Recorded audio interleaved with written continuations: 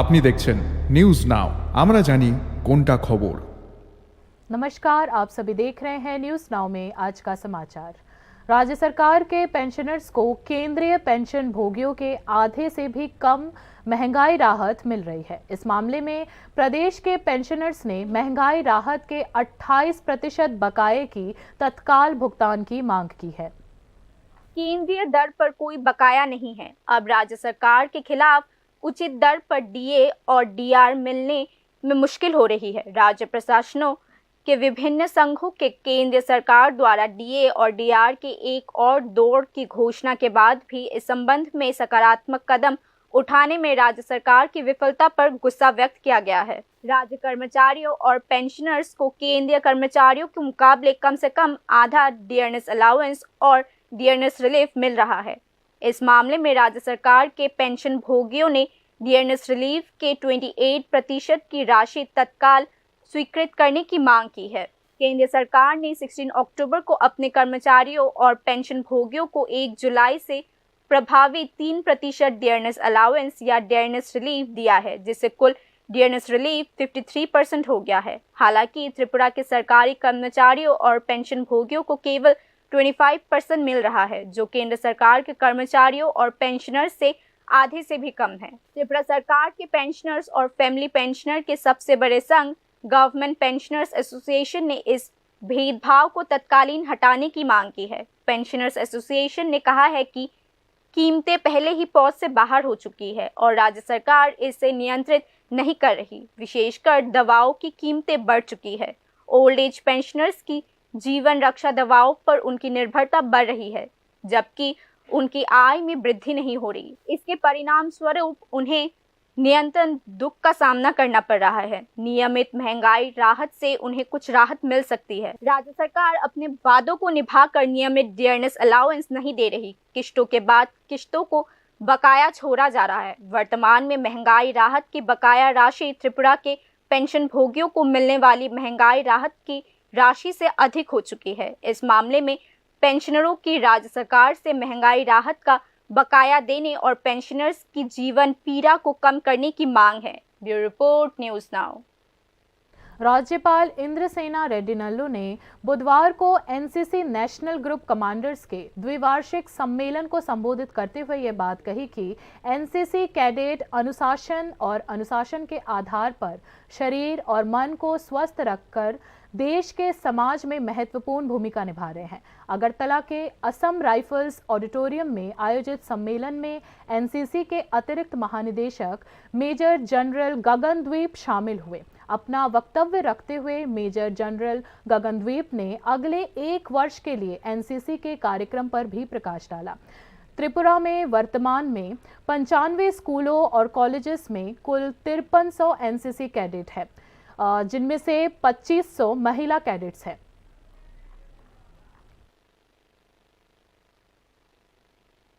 Be proud of your NCC background and the values of represents. Stay focused, committed and determined to make a positive impact in your community. Keep learning, growing and inspiring others. Your journey ahead is filled with the possibilities and with the skill and confederation of bank pensioners and retirees organisation के कार्यकर्ता आज देशव्यापी धरने पर बैठे हैं। यह कार्यक्रम पूरे देश के साथ त्रिपुरा में भी मनाया गया। फेडरेशन के कार्यकर्ताओं ने यह धरना कार्यक्रम अखिल भारतीय समिति ने राजधानी अगरतला के पैराडाइज चौमुहानी में आयोजित किया। फेडरेशन के कार्यकर्ताओं ने बताया कि कुल 5 मांगों को पूरा करने के उद्देश्य से यह कार्यक्रम आयोजित किया गया है। सभी श्रेणी के पेंशन भोगियों की पेंशन अपडेट करने, सभी कर्मचारियों के लिए पेंशन के अवसर बरकरार रखने, स्वास्थ्य बीमा के माध्यम से पेंशन भोगियों और पारिवारिक पेंशन भोगियों की गणना करने सहित कुल 5 सूत्री मांगों को लेकर सीबीपीआरओ ने बुधवार को देशव्यापी धरना दिया। सीबीपीआरओ के एक कार्यकर्ता ने यह बताया कि इसी तरह का कार्यक्रम सभी राज्यों के साथ नई दिल्ली के जंतर मंतर पर भी बनाया गया। আমাদের যে বিভিন্ন ব্যাংক পেনশনার্স যে সংগঠনগুলি আছে সমস্ত পেনশনার সংগঠনগুলির যে কেন্দ্রীয় কমিটি একটি গঠিত হয়েছে, সেটির নাম হয়েছে CBPRO, confederation of bank pensioners and retirees organisation. এই সিবিপিআরওর ডাকে আজ সারা দেশে मेलारमाट व्यवसायी हरिशंकर शाह की हत्या के आरोपी राहुल कृष्ण राय के अस्पताल में इलाज के दौरान ही मौत हो गई। 15 अक्टूबर की शाम लेन देन को लेकर हुए विवाद में मेलारमाट व्यवसायी हरिशंकर शाह को कॉलेज टिल्ला के निवासी राहुल कृष्ण राय ने चाकू मारकर गंभीर रूप से घायल कर दिया था। दुकान के फर्श पर एक के बाद एक किए गए चाकुओं के वार का मंजर स्थानीय लोगों ने कैमरे में कैद कर लिया, लेकिन उनमें से कोई भी आगे नहीं बढ़ा। भले ही यह क्रूर घटना पुलिस के सामने हुई, लेकिन समय पर मौके पर मौजूद टीएसआर जवानों ने कोई कार्रवाई नहीं की। 17 अक्टूबर को जीबी अस्पताल में इलाज के दौरान हरिशंकर शाह की भी मौत हो गई। इसी बीच हत्या आरोपी राहुल को पुलिस ने घेर लिया और अस्पताल ले जाते वक्त स्थानीय लोगों की भीड़ की हिंसा का शिकार हो गया, जिसमें उसकी एक आंख के साथ साथ पसली भी टूट गई। इस बीच बुधवार की सुबह जीबी अस्पताल में इलाज के दौरान राहुल की मौत हो जाती है और उसकी मां अपने बेटे की मौत के गम में डूबी हुई है। राहुल कृष्ण राय के परिवार ने उस दिन लिंचिंग में शामिल लोगों के खिलाफ गिरफ्तारी की मांग की है। मृतक राहुल कृष्ण राय के परिवार ने दावा किया है कि वित्तीय लेन देन के कारण मानसिक रूप से परेशान होकर उन्होंने संबंधित व्यवसायी पर हमला किया है। हालांकि पुलिस ने घटना में किसी को भी अभी तक गिरफ्तार नहीं किया है। बाकी की खबरें ब्रेक के बाद। আপনি দেখছেন নিউজ নাও, আমরা জানি কোনটা খবর।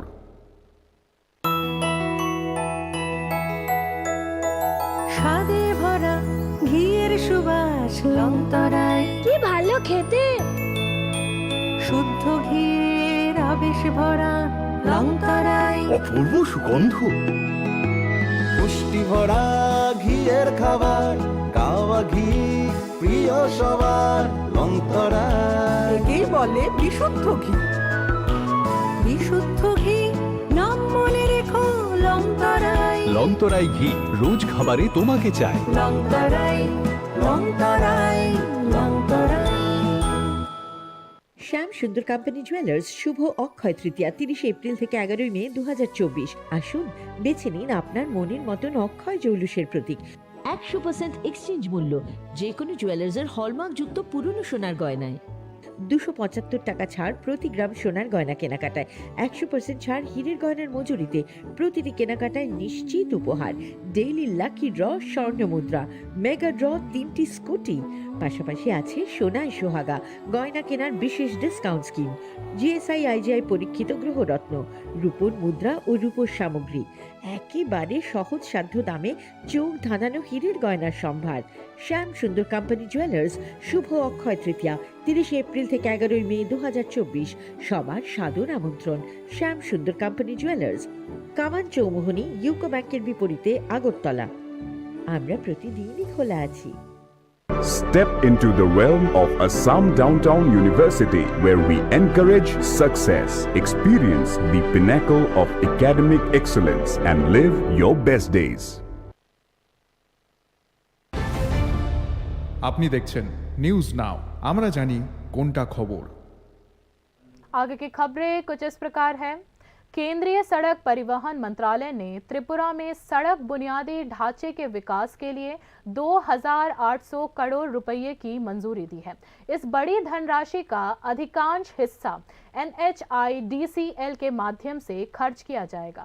हालांकि पिछले 5 वर्षों में NHIDCL ने 22 परियोजनाओं को हड़प लिया है, जिसमें 2018 में बिना टेंडर के 450 करोड़ रुपए के अनुबंध प्राप्त करना शुरू हुआ है, जिनमें से अधिकांश निम्न गुणवत्ता का काम और भ्रष्टाचार है।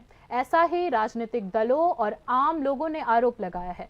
लेकिन क्या त्रिपुरा के लोग NHIDCL के पापों का बोझ उठा रहे हैं? इसी मुद्दे को न्यूज नाउ की इस रिपोर्ट में विश्लेषित किया जाएगा।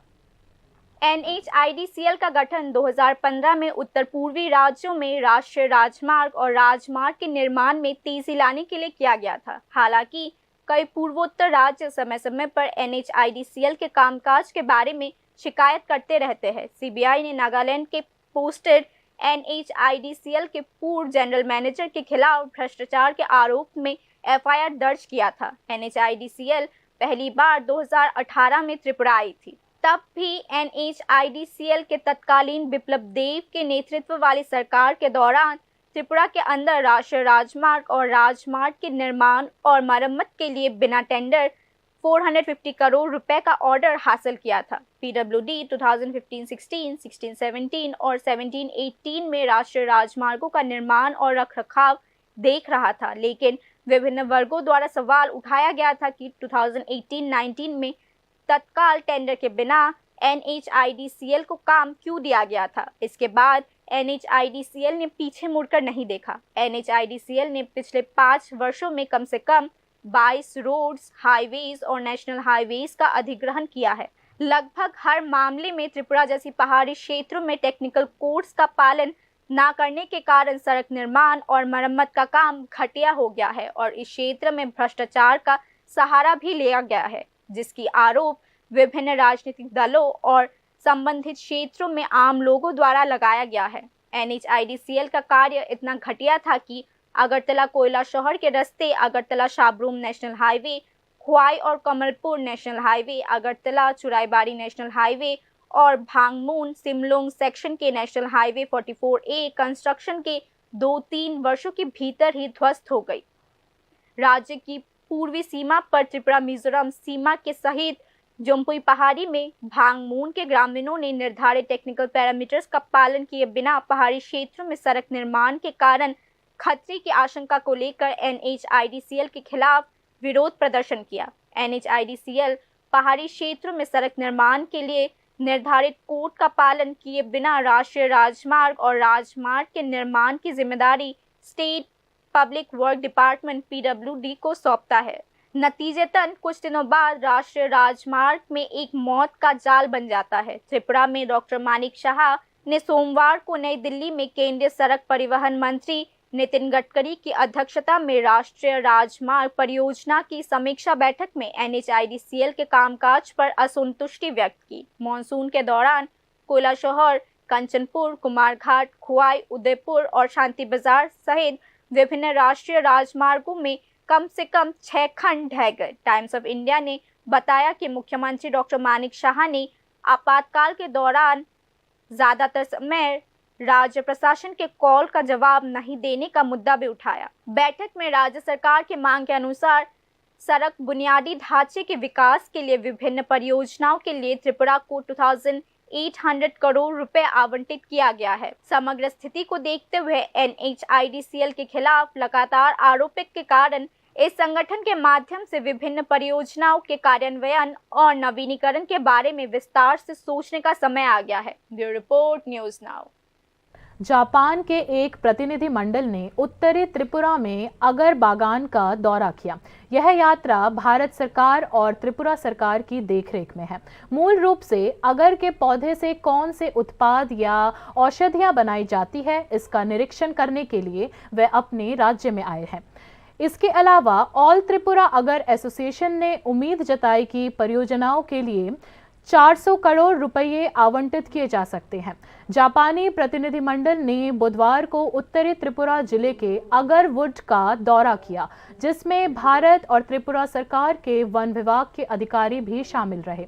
यह निरीक्षण ऑल त्रिपुरा अगर एसोसिएशन की देखरेख में हुआ। प्रतिनिधिमंडल ने जिला वन विभाग अधिकारी सुमन मल, कदमतला पंचायत समिति के अध्यक्ष मिहिर रंजन नाथ और अगर एसोसिएशन के अध्यक्ष शैलेन नाथ शामिल रहे। वन विभाग के अधिकारी मामन ने अगर उद्योग की यह कहते हुए सराहना की कि इसका प्रभाव त्रिपुरा, भारत और विदेशों में महसूस किया जा रहा है ऑल त्रिपुरा अगर एसोसिएशन के सचिव अनफर अली ने यह कहा कि राज्य और केंद्र सरकार से अगर के लिए काफ़ी मदद और सहयोग मिल रहा है और रुपये आवंटित होने की प्रक्रिया पर है। वर्तमान में अगर के विभिन्न उत्पादों का व्यापक रूप से मुंबई और उत्तर प्रदेश में निर्यात किया जा रहा है। उन्होंने उम्मीद जताई कि भविष्य में भारत और त्रिपुरा सरकार के सहयोग से बाहरी दुनिया में अगर का निर्यात करना आसान हो जाएगा। আমাদের ত্রিপুরা সরকার ভারত সরকারের যৌথ প্রয়াসে আজকে আমাদের এই কদমতলা অঞ্চলে মামন এন্টারপ্রাইজে বাড়িতে জাপান থেকে একটি প্রতিনিধি টিম এসেছেন ত্রিপুরা সরকারের দায়িত্বে। विशालगढ़ में केंद्रीय सुधार गृह से एक लटका हुआ शव बरामद किया गया। मृतक का नाम दिलीप देब्बर्मा है। उनका घर जिरानिया बताया गया।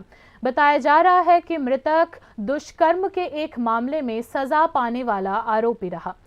पुलिस घटना की जांच कर रही है और सजा याफ्ता आरोपी दिलीप देब्बर्मा का लटका हुआ शव बरामद होने की घटना से केंद्रीय सुधार गृह में हड़कंप मच गया।